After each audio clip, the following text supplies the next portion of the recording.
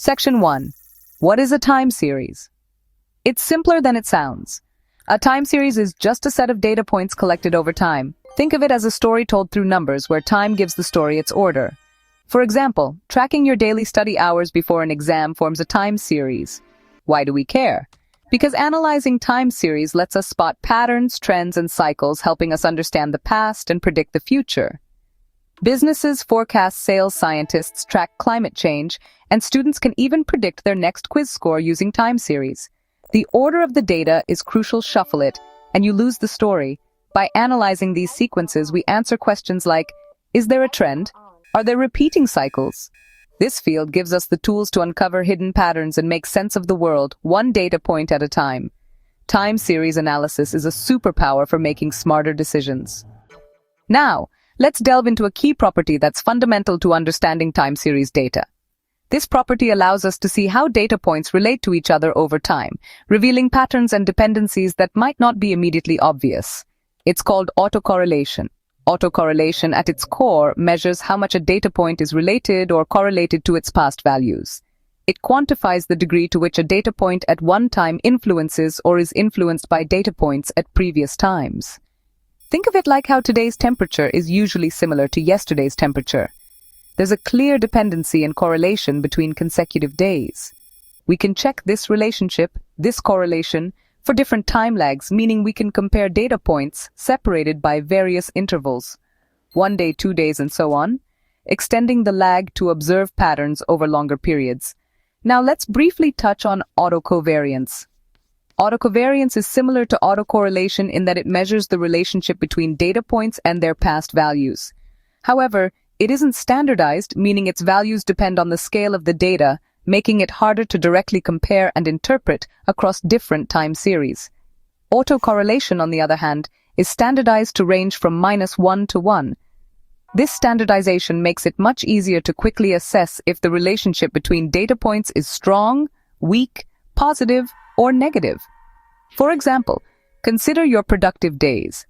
If your productive days tend to follow each other closely in time, that's a clear indication of positive autocorrelation. Conversely, if a productive day is usually followed by a lazy one, a day of rest and recovery, that's an example of negative autocorrelation. Understanding these patterns, whether positive or negative, helps you plan better and make more informed decisions.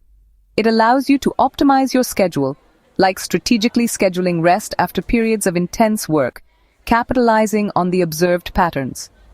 We can visualize these relationships and patterns effectively with an autocorrelation function, or ACF plot. The ACF plot is essentially a bar chart that visually represents the autocorrelation at different lag values. If the bars in the ACF plot drop slowly as the lag increases, it suggests that there's a trend present in the data. Conversely, if the bars in the ACF plot exhibit a wave-like pattern, oscillating up and down, it indicates that there's seasonality in the data. In essence, the ACF plot serves as a detective's tool, enabling you to uncover hidden structure and dependencies within your data, revealing insights that might otherwise remain hidden. Mastering the concept of autocorrelation empowers you to see and understand the often invisible links and relationships that exist within your time series data, leading to better analysis and predictions.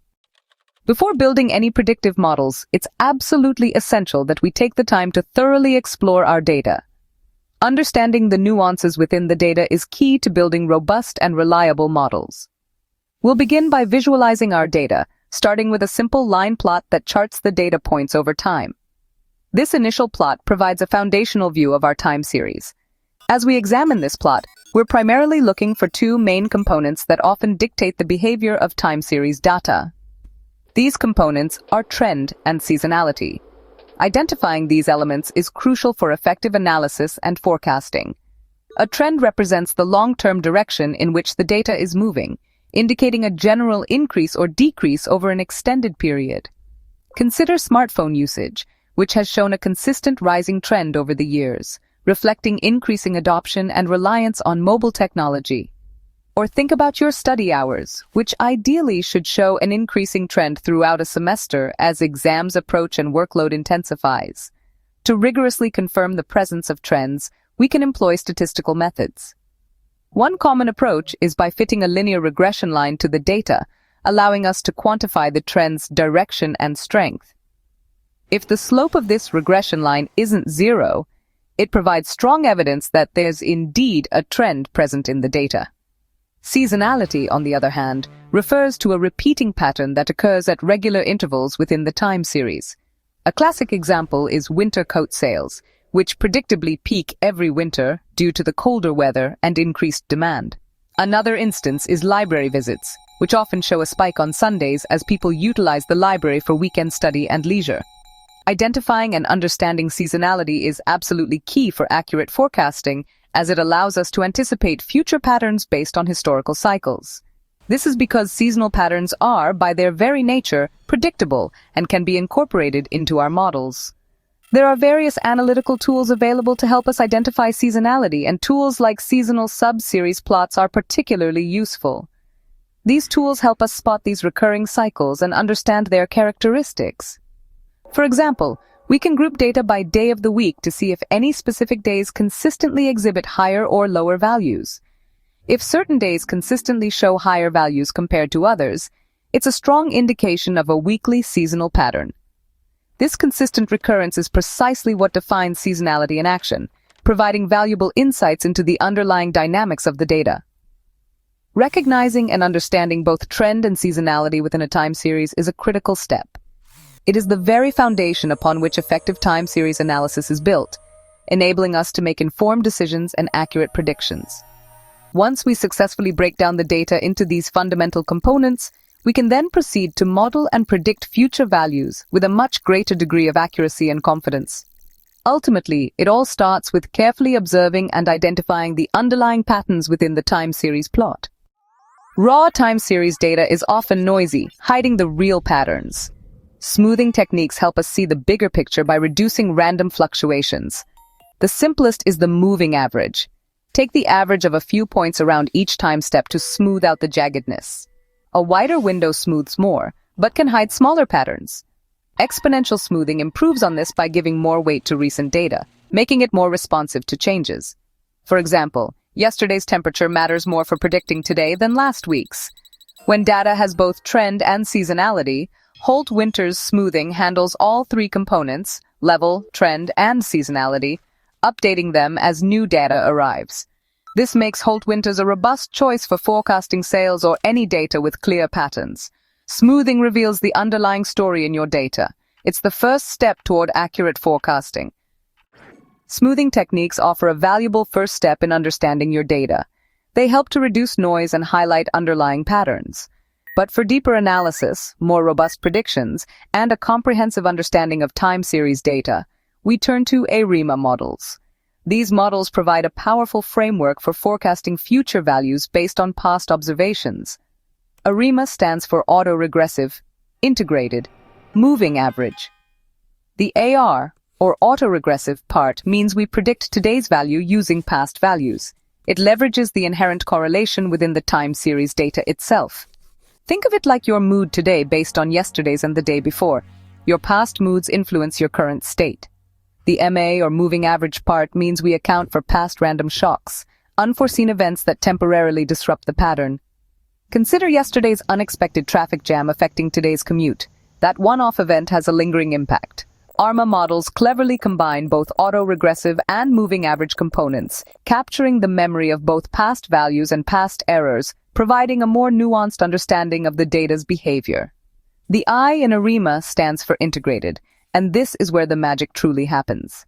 It handles trends by differencing the data, a process that removes the trend component. This allows us to model the in the data rather than the raw values themselves.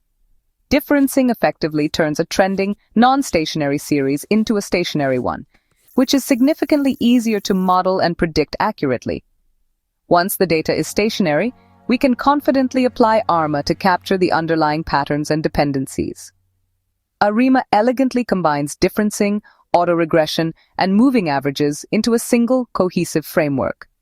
This allows it to effectively handle complex, noisy, real-world data that exhibits trends and seasonality. It's become the go-to model for forecasting virtually everything, from predicting stock prices and financial markets to forecasting weather patterns and climate change. With ARIMA, we gain the ability to model and predict even non-stationary trended data with a high degree of accuracy. It's an indispensable and powerful tool in any data scientist's time series analysis toolkit. ARIMA brings together the best of all worlds, offering a comprehensive and versatile approach to time series forecasting. So, how do we actually build an ARIMA model? First, we estimate the parameters for the AR and MA parts. This is called model estimation.